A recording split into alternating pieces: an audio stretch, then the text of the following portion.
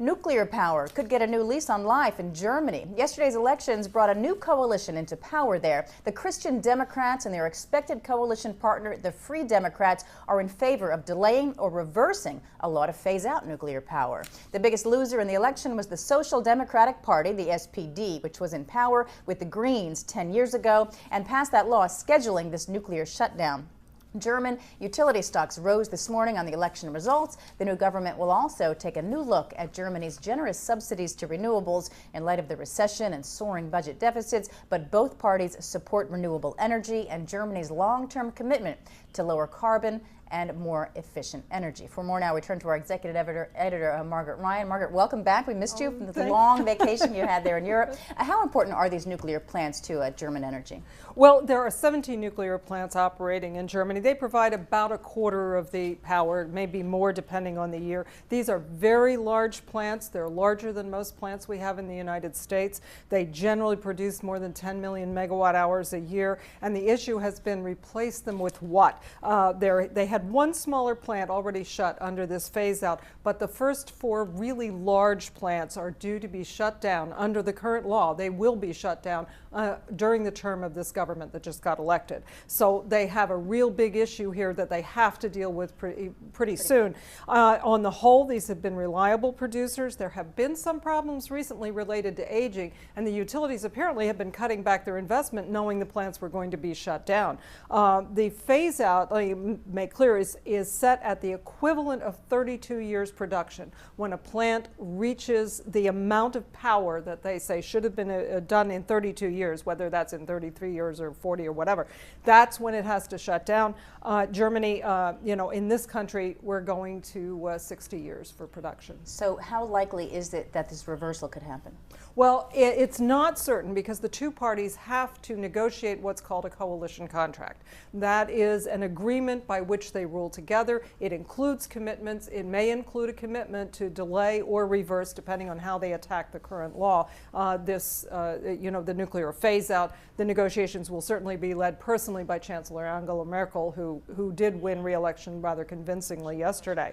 But remember, the Free Democrats, the FDP, they've been out of power. They have been rebuilding. They moved from 9.8 to nearly 15% of the votes. So they have an agenda. They are definitely opposed to the nuclear phase out. They're in a strong position in the negotiations.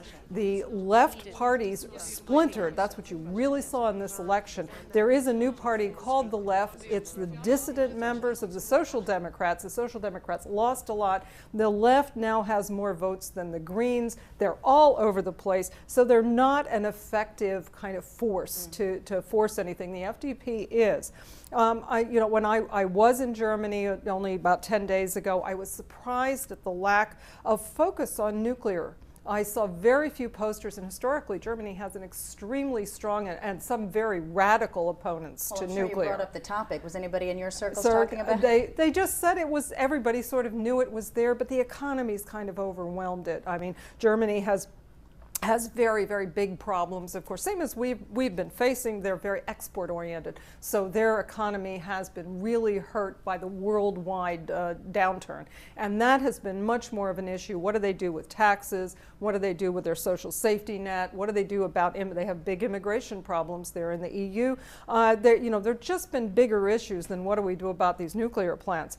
And two, the reversal could be extremely lucrative for German utilities. You just reported that their shares are up. Well, in the last few years, because they legally were going to have to shut down, they wrote off all their capital costs for these plants. So the plants, and the same thing happened here in the US when we moved to electricity markets, and that means if the plants keep running, they keep running only for the cost of operation, no capital costs involved, and that means they could be extremely profitable. Did the party run on a campaign of reviving these plants? Yes, that was definitely part of the FDP platform, no question about it. But even the FDP has talked about if we're going to, these utilities are going to make big money if their plants are allowed to continue operating, so they should have to share that. There's talk about having a special tax on the profits that would bring more money back to the state. And even the FDP, which is pro-business, probably is going to support something like that given the economic straits the state is in.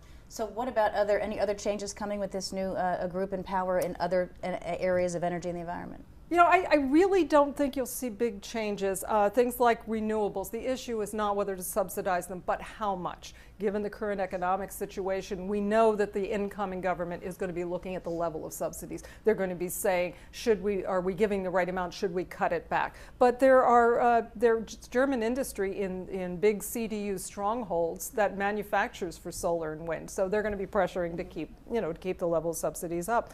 And the population overwhelmingly supports action against climate change. Long ago the debate was over there about, it was completely over about global warming.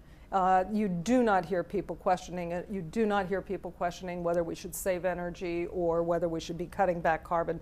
The FDP party head, Guido Westerwelle, is slated to be the foreign minister. But I don't think anybody should have any illusions that means, because he's head of what's called a pro-business party there, that means there's going to be any lowering of commitment to climate change, getting a climate change treaty, and to energy efficiency measures. There's just not going to be a change there. I see a lot of reporting this morning that talks about conservative or liberals in Germany. Those labels just are all wrong for what we know. For instance, the FDP is called the liberals in Germany. It only means that they favor open markets. When it comes to the social safety net, when it comes to climate, things like that, they're right there with the rest of the Germans. Okay. All right, Margaret Ryan, thanks for that insight.